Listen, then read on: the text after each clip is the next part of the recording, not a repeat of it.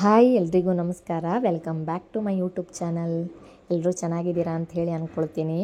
ಇವತ್ತು ನಿಮಗೆ ಸಿಂಪಲ್ಲಾಗಿ ನಾನ್ ವೆಜ್ ರೆಸಿಪಿನ ಮಾಡೋದು ಹೇಗಂತೇಳಿ ಹೇಳ್ಕೊಡ್ತೀನಿ. ಮೊದಲೇ ಒಂದು ಪ್ಯಾನ್ಗೆ 1 ಟೇಬಲ್ ಸ್ಪೂನ್ ಆಗುವಷ್ಟು ಎಣ್ಣೆನ ಹಾಕ್ಕೊಳ್ಳಿ. ಎಣ್ಣೆ ಕಾದ ನಂತರ ಇದಕ್ಕೆ 3 ಚಕ್ಕೆ ಪೀಸನ್ನು ಹಾಕಿದ್ದೀನಿ, 2 ಲವಂಗ, 2 ಏಲಕ್ಕಿ, ಹಾಗೆ 1 ಪಲಾವ್ ಎಲೆ, 1 ಟೇಬಲ್ ಸ್ಪೂನ್ ಆಗುವಷ್ಟು ಕೊತ್ತಂಬರಿ ಕಾಳು, 10ರಿಂದ 12 ಬ್ಯಾಡಗಿ ಮೆಣಸಿನಕಾಯಿನ ಹಾಕ್ಕೊಂಡಿದ್ದೀನಿ. ಮಸಾಲೆ ಎಲ್ಲ ಚೆನ್ನಾಗಿ ಫ್ರೈ ಆಗಬೇಕು. ನೀವು ಅನ್ನಕ್ಕಾಗಲಿ ಚಪಾತಿಗಾಗಲಿ ನಾನ್ ವೆಜ್ಜನ್ನು ಮಾಡಬೇಕು ಅಂತ ಹೇಳಿ ಅಂದ್ಕೊಂಡ್ರೆ ಇದು ಬೆಸ್ಟ್ ರೆಸಿಪಿನೇ ಅಂಥೇಳಿ ಅಂದ್ಕೊಳ್ಬೋದು. ಯಾಕಂತ ಹೇಳಿದ್ರೆ ಈಸಿಯಾಗಿ ಮಾಡೋಕ್ಕಾಗುತ್ತೆ ಇದನ್ನು. ಇದಕ್ಕಿವಾಗ 4ರಿಂದ 5 ಬೆಳ್ಳುಳ್ಳಿ, ಹಾಗೆ ಒಂದು ಅರ್ಧ ಇಂಚ್ ಆಗುವಷ್ಟು ಶುಂಠಿ, ಹಾಗೆ 1 ಈರುಳ್ಳಿನ ಚೆನ್ನಾಗಿ ಕಟ್ ಮಾಡಿಕೊಂಡು ಅದಕ್ಕೆ ಸೇರಿಸ್ಕೊಳ್ತಾ ಇದ್ದೀನಿ. ಇವಾಗ ಇದಕ್ಕೆ 2 ಟೊಮೆಟೊನ, ಚಿಕ್ಕದಾಗಿರೋ ಟೊಮೆಟೊನ ಕಟ್ ಮಾಡಿಟ್ಕೊಂಡು ಸೇರಿಸ್ಕೊಳ್ತಾ ಇದ್ದೀನಿ. ಈಗಾಗಲೇ ಇದಕ್ಕೆ ಕೆಂಪು ಮೆಣಸನ್ನು ಸೇರಿಸ್ಕೊಂಡಿದ್ದೀನಿ. ಎಲ್ಲಾದರೂ ಖಾರ ನಿಮಗೆಲ್ಲಾದರೂ ಕಡಿಮೆ ಆಗುತ್ತೆ ಅನ್ನೋದಿದ್ದರೆ 2 ಹಸಿಮೆಣಸನ್ನು ಕೂಡ ಹಾಕ್ಕೊಳ್ಬೋದು. ನಾನು ಹಾಕ್ಕೊಂಡಿದ್ದೀನಿ, ನಿಮಗೆ ಆಪ್ಷನಲ್ ಬೇಕಿದ್ದರೆ ಹಾಕ್ಕೊಳ್ಬೋದು, ಇಲ್ಲ ಅಂತ ಹೇಳಿದರೆ ಬೇಡ. ಎಲ್ಲ ಮಸಾಲನೂ ಚೆನ್ನಾಗಿ ಫ್ರೈ ಆಗಬೇಕು. ಇವಾಗ ಇದಕ್ಕೆ 1 ಮುಷ್ಟಿ ಆಗುವಷ್ಟು ಕಾಯಿನ ಹಾಕ್ಕೊಂಡಿದ್ದೀನಿ, ಹಾಗೆ ಸ್ವಲ್ಪ ಪುದೀನ ಸೊಪ್ಪು, ಹಾಗೆ ಕೊತ್ತಂಬರಿ ಸೊಪ್ಪನ್ನು ಕೂಡ ಸೇರಿಸ್ಕೊಂಡಿದ್ದೀನಿ. ಮಸಾಲೆ ಕೂಡ ಚೆನ್ನಾಗಿ ಫ್ರೈ ಆಗಬೇಕು. ಹಸಿ ವಾಸನೆ ಹೋಗೋ ತನಕ ಚೆನ್ನಾಗಿ ಫ್ರೈ ಮಾಡ್ಕೊಳ್ಳಿ.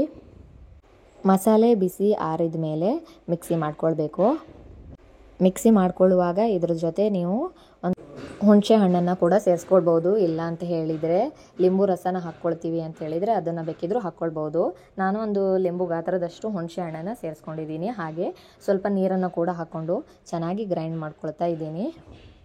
ಚೆನ್ನಾಗಿ ಗ್ರೈಂಡ್ ಆದಮೇಲೆ ಇದನ್ನು ಒಂದು ಪಾತ್ರೆಗೆ ಹಾಕ್ಕೊಂಡು ಸೈಡ್ ಇಟ್ಕೊಳ್ತಾ ಇದ್ದೀನಿ. ಯಾಕಂತ ಹೇಳಿದರೆ ಇವಾಗ ಚಿಕನನ್ನು ಚೆನ್ನಾಗಿ ಫ್ರೈ ಮಾಡ್ಕೊಳ್ಬೇಕಲ್ವ, ಅದಕ್ಕೋಸ್ಕರ.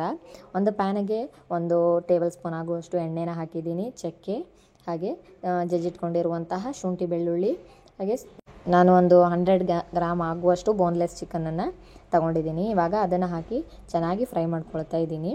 ನೀವು ಫ್ರೈ ಮಾಡ್ಕೊಳ್ಳುವಾಗಲೇ ಇದಕ್ಕೆ ಒಂದು ಅರ್ಧ ಟೇಬಲ್ ಸ್ಪೂನ್ ಆಗುವಷ್ಟು ಅರಿಶಿಣನ ಹಾಕ್ಕೊಂಡು ಫ್ರೈ ಮಾಡ್ಕೊಳ್ಳಿ, ತುಂಬ ಟೇಸ್ಟಾಗಿರುತ್ತೆ. ಹಾಗೆ 1 ಟೇಬಲ್ ಸ್ಪೂನ್ ಆಗುವಷ್ಟು ಉಪ್ಪನ್ನು ಕೂಡ ಸೇರಿಸ್ಕೊಳ್ತಾ ಇದ್ದೀನಿ. ಏನಕ್ಕೆ ಸೇರಿಸ್ಕೊಳ್ತಾ ಇದ್ದೀನಿ ಅಂತ ಹೇಳಿದರೆ ಬೇಗ ಬೇಯಬೇಕು ಅಂತ ಹೇಳಿ. ಚಿಕನ್ ಚೆನ್ನಾಗಿ ಬೆಂದ ನಂತರ ಇದಕ್ಕೆ ಒಂದು 4 ಬೇವಿನ ಸೊಪ್ಪನ್ನು ಹಾಕ್ಕೊಳ್ತಾ ಇದ್ದೀನಿ. ಹಾಗೆ ಗ್ರೈಂಡ್ ಮಾಡಿಟ್ಕೊಂಡಿರುವಂತಹ ಮಸಾಲೆನ ಇವಾಗ ಇದಕ್ಕೆ ಸೇರಿಸ್ಕೊಂಡು ಚೆನ್ನಾಗಿ ಮಿಕ್ಸ್ ಮಾಡ್ಕೊಳ್ತಾ ಇದ್ದೀನಿ.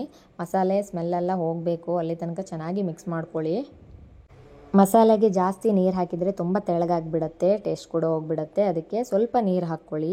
ಗ್ರೇವಿ ಥರ ಇದ್ದರೆ ನಿಮಗೆ ಚೆನ್ನಾಗಾಗುತ್ತೆ ಊಟ ಮಾಡುವಾಗ ಆಗಲಿ, ಹಾಗೆ ಅನ್ನಕ್ಕೆ ಆಗಲಿ, ಇಲ್ಲ ಅಂತ ಹೇಳಿದರೆ ದೋಸೆಗೆ ತುಂಬ ಚೆನ್ನಾಗಿರುತ್ತೆ.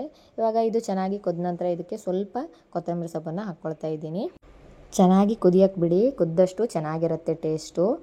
ಇದು ಇವತ್ತಿನ ರೆಸಿಪಿ ಆಗಿತ್ತು. ನಿಮಗೆ ಇದೆಲ್ಲ ತುಂಬ ಇಷ್ಟ ಆಗಿದೆ ಅಂತ ಹೇಳಿ ಅಂದ್ಕೊಳ್ತೀನಿ. ಮುಂದಿನ ವಿಡಿಯೋದಲ್ಲಿ ಮತ್ತೆ ಸಿಗೋ ತನಕ ನನ್ನ ಚಾನಲ್ನ ಎಲ್ಲರೂ ಸಬ್ಸ್ಕ್ರೈಬ್ ಮಾಡಿ, ಹಾಗೆ ವಿಡಿಯೋನ ಲೈಕ್ ಮಾಡಿ, ಶೇರ್ ಮಾಡಿ. Thank you.